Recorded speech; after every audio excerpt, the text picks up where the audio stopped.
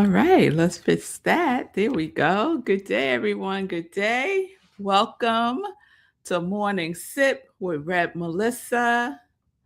I am Red Melissa. SIP stands for Spirit and Practice, where we practice because practice makes progress. Yes, it does. So I hope everyone is doing well. Welcome to today's SIP. We are in our routine series, which we started yesterday. And I shared yesterday that routine is very present for me because I'm paying deeper attention to it and how I am using it to make commitments to my morning and my evening routines. So, yesterday we were talking about this, and the origin of the word routine comes from the word route. And part of the origin of the word route is to set a path for. And I really love that when I think about how I'm organizing my day and my evening, that I am setting a path for. And the example that I shared yesterday was around resting, and that I'm setting a path for rest and restoration. And so my routine needs to complement that. My routine needs to support that. Yes?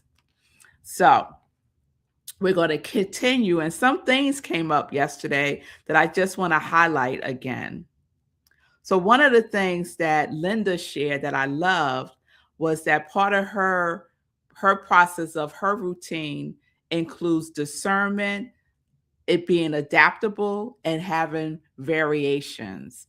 And so Linda has found what works for her.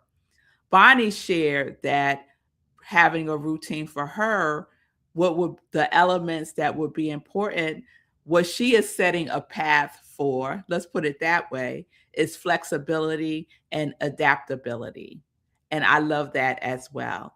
So we each get to decide to set a path for what works best for us, right? So I can't tell you what you should set, what your path should be set for. I don't know your life, right? So you get to discern what that path is for you when you are establishing a routine.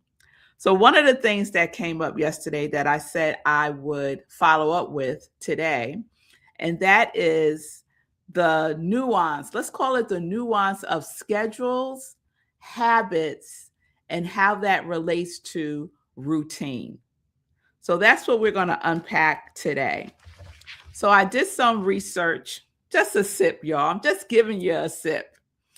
And so at first glance, schedules, habits, and routines can sound like the same thing, right? Like we could use them interchangeably, but they really are different things.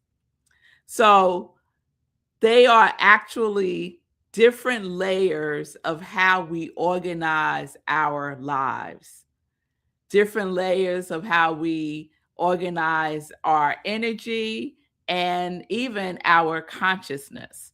So we're going to unpack this today. So I love this definition of routine that I found Googling. A routine is the harmony between your schedule and your habit. A routine is the harmony between your schedule and your habits. Don't that feel good? That feels good. Because oftentimes when we think about these things, routine, habits, schedules, it could feel a little heavy. It could feel like something we do not want to be engaged in, and we don't want to spend any intentional time focusing on.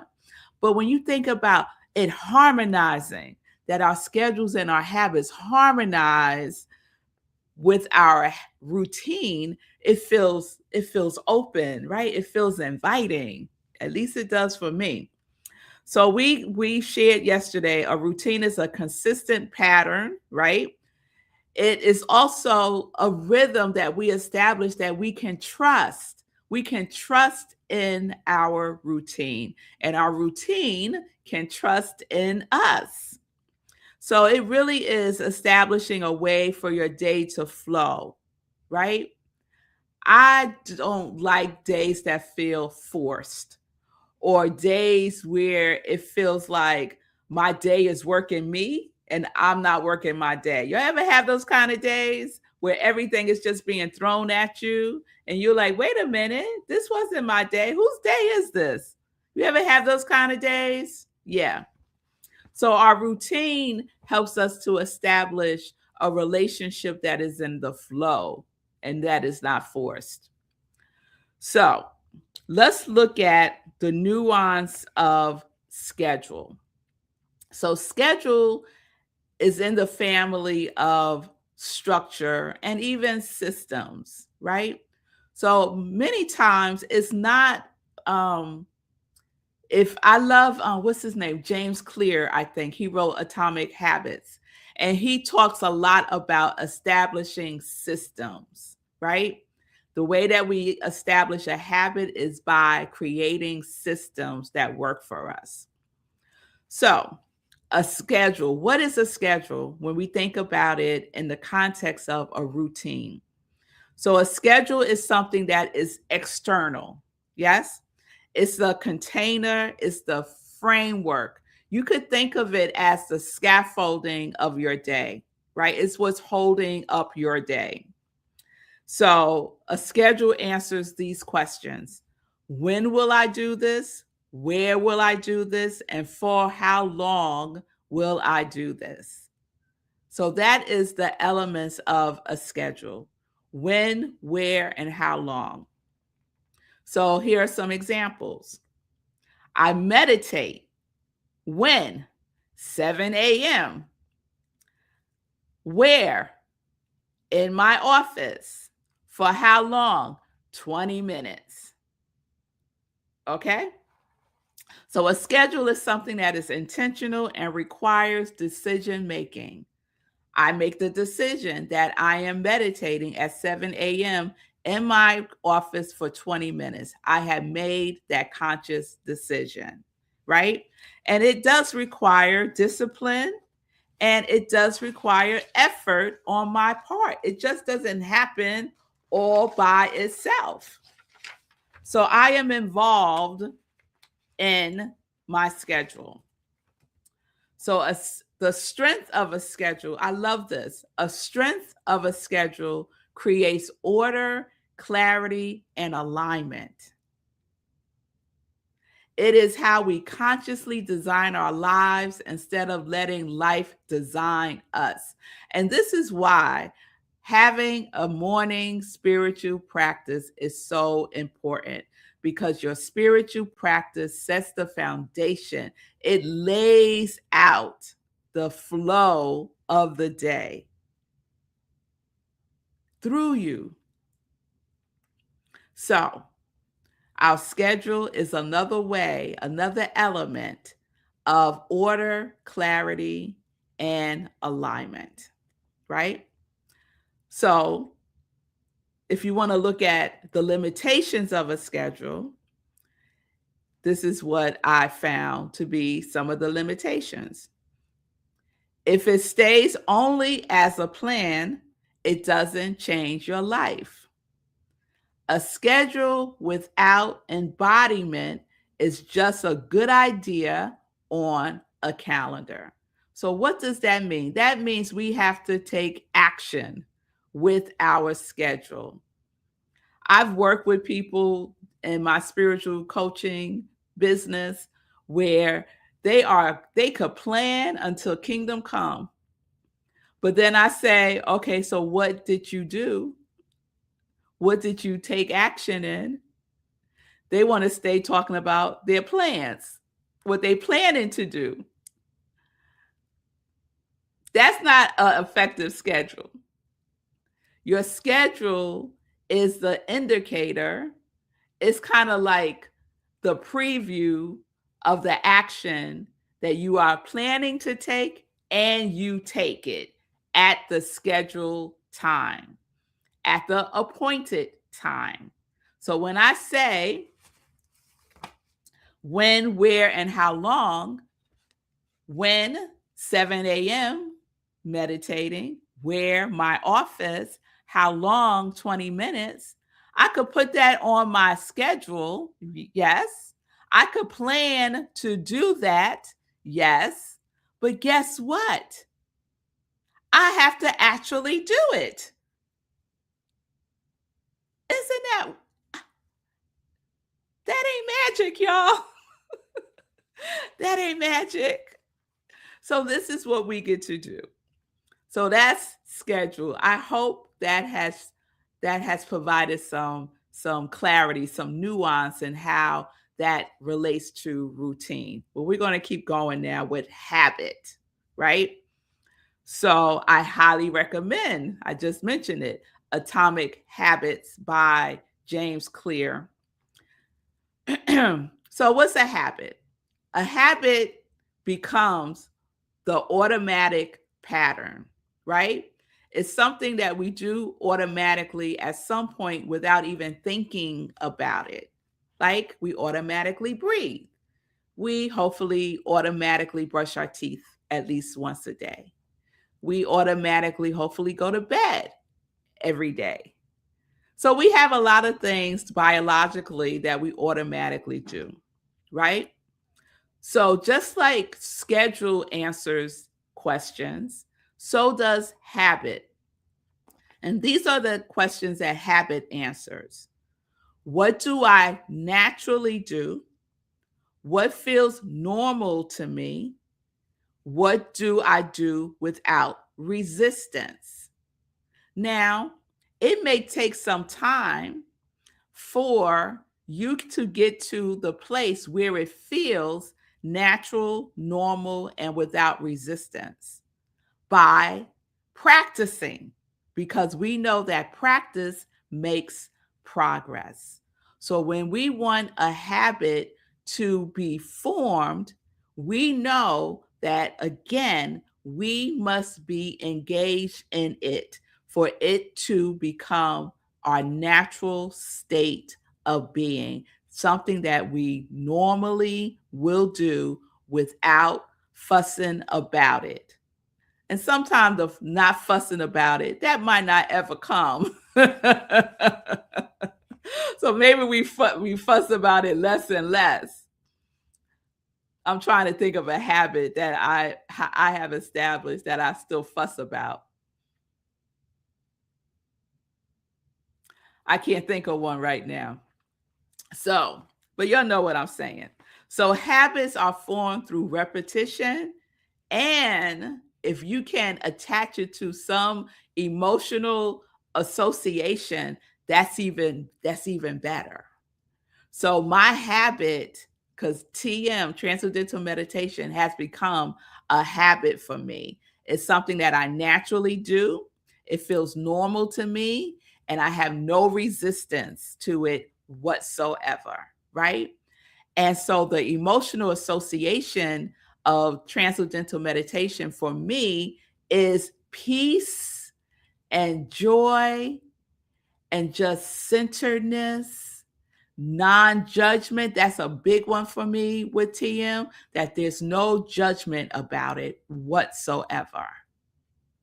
So when we can marry those two, the repetition with the emotional association, we are setting ourselves up for success. We are supporting ourselves.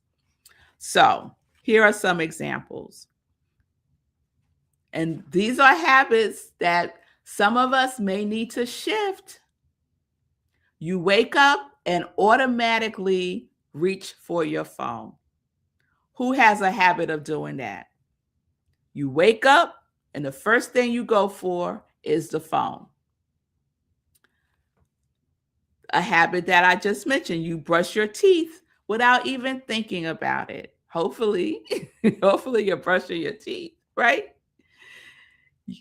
The habit of your spiritual practice, of sitting down to pray or meditate, it becomes a habit. It becomes something that you just simply do. It's just part of the way that you are made up now. It's part of your makeup. So we can see that some habits don't serve us well, like waking up and picking up your phone.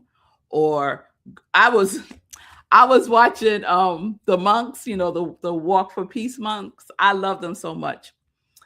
And speaking of them, today, this afternoon, they're doing a meditation. I think it starts at 4:30, and it's going to be live stream on Facebook.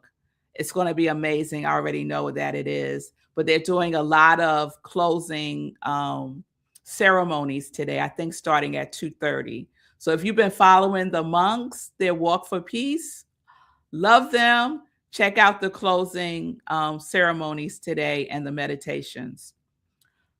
Sidebar. Why did I say that? Why did I bring up the monks? Okay, I don't know. I guess I just wanted to share it. So maybe because I mentioned meditation. Anyway, let's move on, Melissa. So the strength of a habit is that once it's formed, once it's been submitted, it just requires you to continue to do it, right? So it's not even about one of the things I was reading, it was talking about how once a habit is formed, it doesn't require any willpower. And you'll know how I feel about willpower.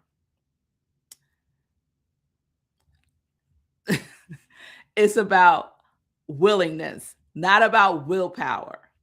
It's just one of those words for me, like motivation. It's not about motivation, it's about inspiration.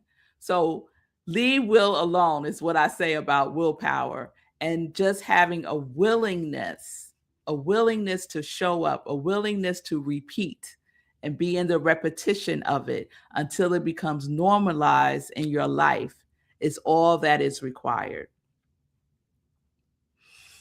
They often talk about how a habit becomes your default setting. So some have a default setting where they get into bed and they turn on the television because they need something on. But you could turn other things on. It doesn't have to be the television. You could turn on music. You could turn on those beats, those high frequency beats that have loving subliminal messages in them. You could turn that on. There's so many other things we could turn on than the TV, is what I'm saying. But some have a habit of that. They just have it on in the background, like for company or something. Not the best habit to form, because things seep in. It's all energy, right? So we want uplifting habits to form as our default setting. Okay, so I think those are the elements I wanted to share about schedule and habit. And let me close with this. A schedule is what you plan. So what is your schedule for today? It's what you plan and what you take action, because planning is not enough. A habit is what you do, right? A habit is what you do. And a routine is what becomes your way of being. I'll say that again. A schedule is what you plan. A habit is what you do. And a routine is what becomes your way of being. So I am establishing a routine of rest and restoration as example, as my state of being. What is my state of being? My state of being is rest. So we could start from there and work our way back. What habit do I need to develop to have a state of rest? And what habit do I need to develop? And what schedule do I need to create that supports that habit of rest, that supports a routine that is a state of peace? So, whatever it is for you, you decide what your state of being is, create a routine, develop habits, and schedule all of that so that it is in alignment. So, we're going to continue tomorrow with how all of this impacts creating a effective routine, because sometimes our routines are not effective, or we might have a routine that may not be the best for us. So we're going to explore that tomorrow. So I hope that was good for you. I hope I share something that you can apply, maybe have you considering schedule, habit, and routine in a different way, that you can relate to it in a more open and inviting way for yourself as well. All right, so we're going to get into some joy news. Let me just check in with y'all first. Good day, M. Brown.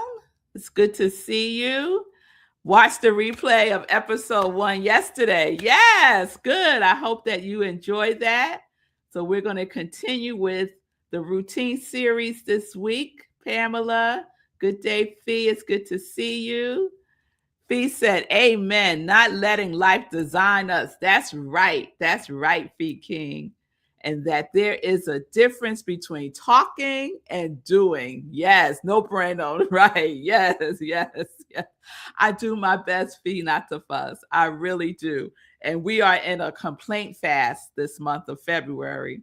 So those of you who are in the 30-day mental diet class, we are taking February as our complaint fast month. We're just loving. And if you want to join in, it's not too late. It's just the 11th. You still have, a whole bunch of days. So no complaining.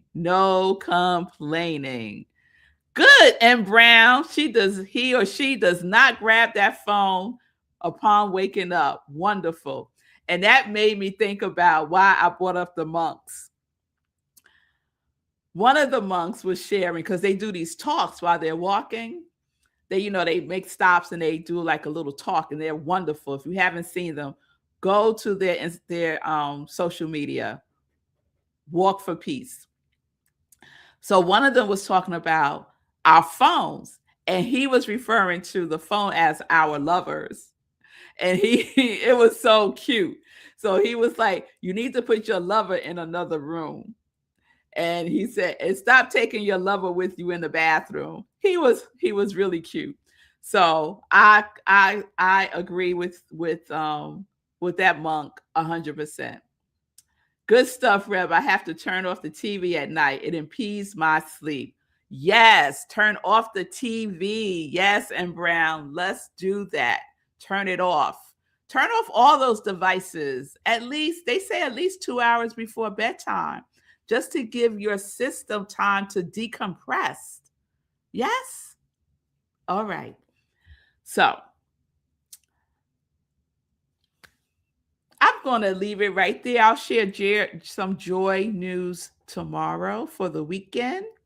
So have a wonderful today. I am Red Melissa. If you need support, I am here. I am a spiritual life coach and interfaith minister. I support people in transforming their lives by being in action in their lives, by living life in joy and connecting to your yes. So if you need support with putting your purpose in action, reach out to me. You can send me a direct message at I am Red Melissa on social media, Facebook and Instagram. All right, y'all. Bravo. Thank you, love. So have a wonderful today. Peace and blessings, everybody. Peace and justice. We are living life in joy, connected to our yes.